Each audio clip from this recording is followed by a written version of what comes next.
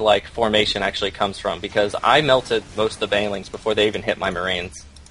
And that really is due to the fact that a lot of Zergs, even the best Zergs in the world, like neglect one of the most important things, which is upgrades. Like we see right now is banelings and Zerglings have like 1 armor, no attack, and my Marines have 3/3. Right.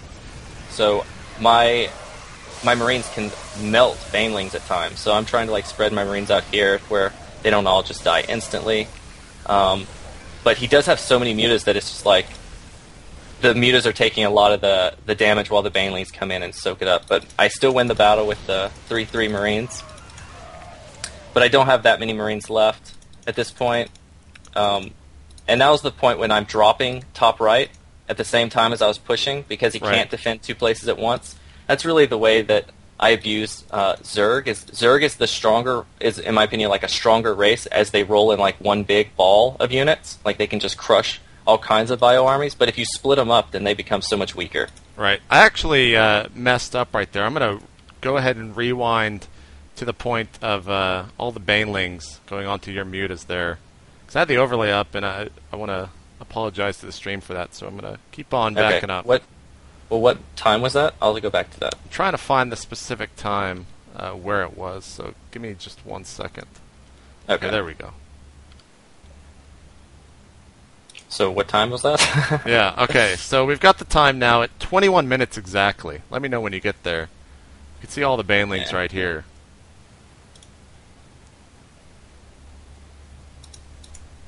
Okay, I'm at 21 minutes. Okay, now let's do a replay here just to make sure.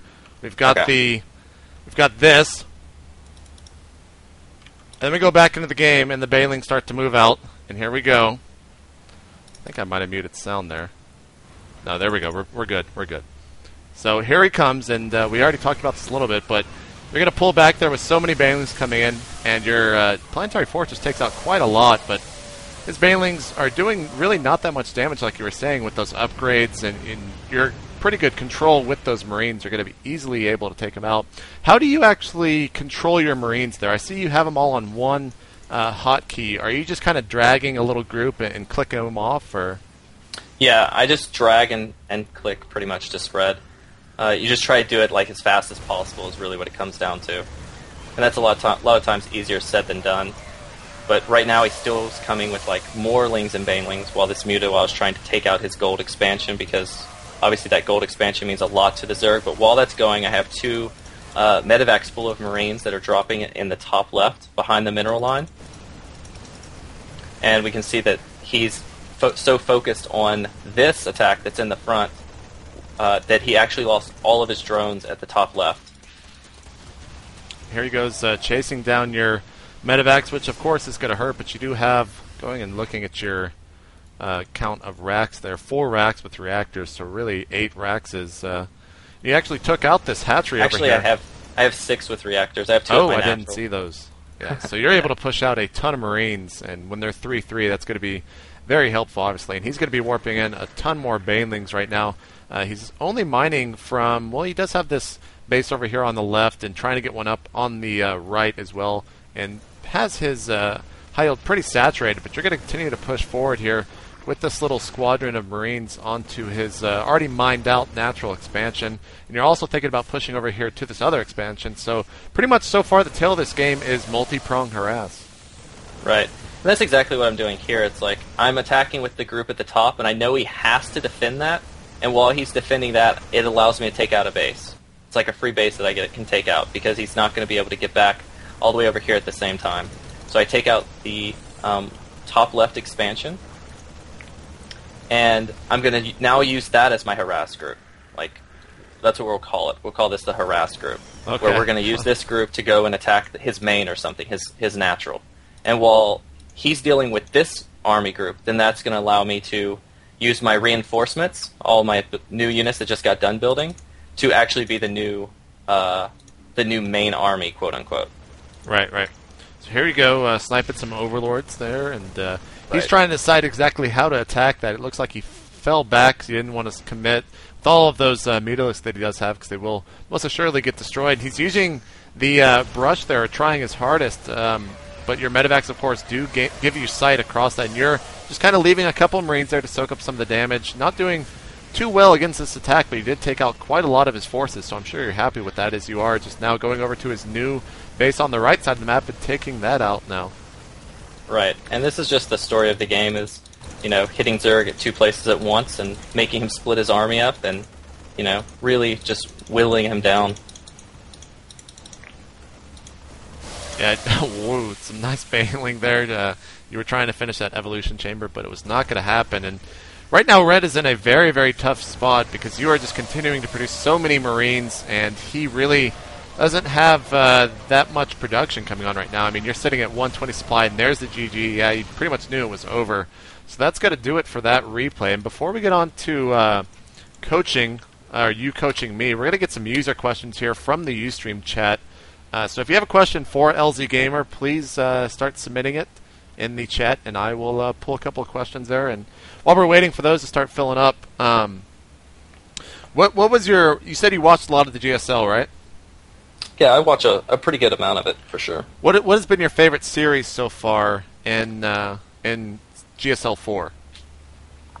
GSL 4 was the last one, right? Yes, yes.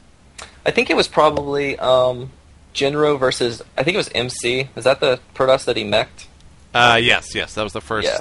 I think that was my favorite, because I would have, like, if somebody would have said that he was going to lose to Mech, I would have been, like, laughed at him or something. Like, no, that's not going to happen. Mech sucks. You know, because obviously I've tried Mech before, and it's just, I guess it's just different, and apparently Jinro knows how to play it off really well. So that was probably one of my favorite series that I watched, because I was like, wow, that was like an eye-opener for me. All right, so from Tuneful387, he wants to know, what do you think Zerg can do against your drop harass? Well, there's lots of things you can do. Like, he obviously didn't have overlords placed a lot of times on, like, the left side, so he kept missing the drops going that way. But it's really difficult. Like, it would have been easier to hold off drop harass if he wouldn't have had expansions so far apart. Like, he had the bottom right side, and then he had the top left side, and it was just really far apart to defend both places at once. So if he would have had, say, the gold and the top left base, it would have been really easy to hold off drop harass with just Mutalisk. So I think that would have helped a lot. It was really just like, because of the way he opened, it was the way I could abuse it, kind of thing.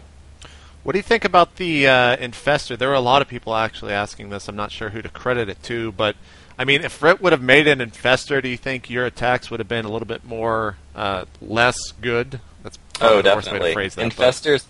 Well, if I would have seen Infestor play from him, I would have instantly switched to where I make like 2 or 3 fact tanks, because it's kind of like this: you can play Marine Medevac or Marine Medevac tank versus like Ling Bang Ling Muta. But if they have Infestor, then it forces me to attack differently with my army. For example, let's just say a hypothetical situation. Say Zerg has their mineral base at the top left, and they have their gold on Xel'Naga, and I have like 3 or 4 tanks, Marine and Medevac, and I'm going to push that. Well, I wouldn't push it with my tanks. I wouldn't want my tanks to be attacking the hatchery if I was playing versus Ling Bang Ling Muta. I would want my Marines to be attacked and then force him to attack me while I'm already sieged up. That way he can't catch me out of position or anything like that. So I would use my Marines to bait, kind of, and run up, attack the hatchery. If he does decide to engage, I just pull back, etc. But if he has Infestors, then I actually have to attack way differently, because the tanks actually have to push. Because if my Marines try to bait, they could just get fungled and then get banelinged instantly. Right. From Virtuosos, he says, LZ, do Terrans generally benefit more from tight choke points or open battlegrounds? Versus Zerg? Is that what this is talking about? Or in general? I think just in general, yeah. I would say open battlegrounds for sure. Like, choke points usually hurt Terran a lot, especially versus Protoss with like a couple of force fields. Boom, your army's instantly cut in half, and it could just end up in a really bad situation. Now, if you are just now joining us, we are taking some questions for LZGamer from Team Evil Geniuses. So throw them into the chat. We'll take probably one or two more, and then we'll go into the coaching session. I have invited you to the game. I'm not sure if you've accepted that. And I do apologize for the stream lag. I'm not really sure why that is happening. I'll look into it after this cast, obviously. So going back over here into the questions. From the Riot XL, what kind of maps would not be good for all that Marine medevac strategy? Maps such as Scrap Station, perhaps. What was the question? Now I gotta find it again. What kind of maps would not be good for all of that Marine medevac strategy? Perhaps a map such as Scrap Station. No, Scrap Station's actually really good for it, due to the fact how close you are to dropping his main. So you can always abuse that. Let's see, a bad map for it. I don't think Shakuris is a really good map for it, to be honest. Shakuris is kind of hard to play pure Marine. I think tank pushing is way better on Shakuris than any kind of mass Marine style. It's also I always have difficult problems with mass Marine on Lost Temple. Maybe it's because it's so open.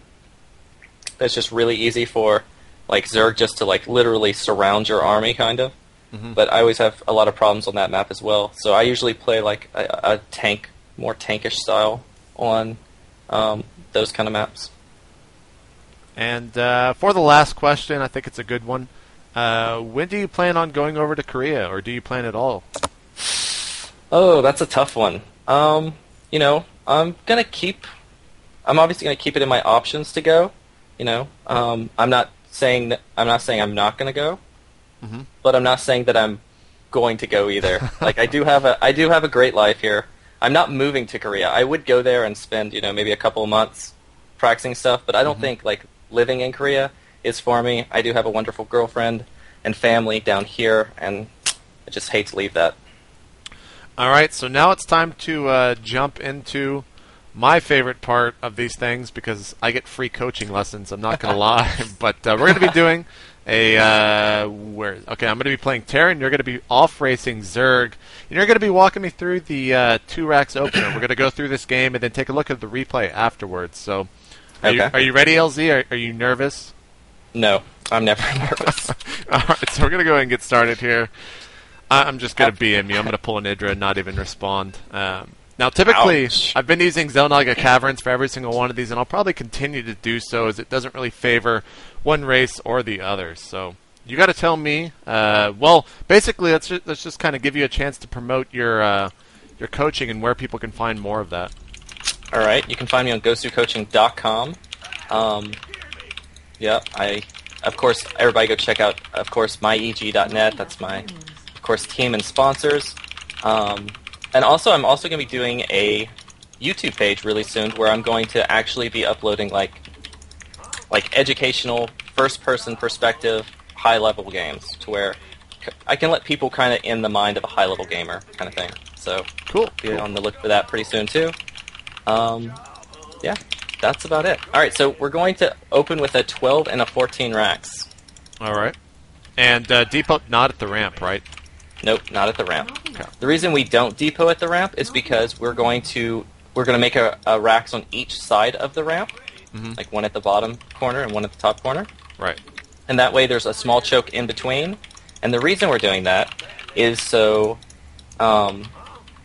if they do decide they're going to all in or something like that, we can make a third racks in between.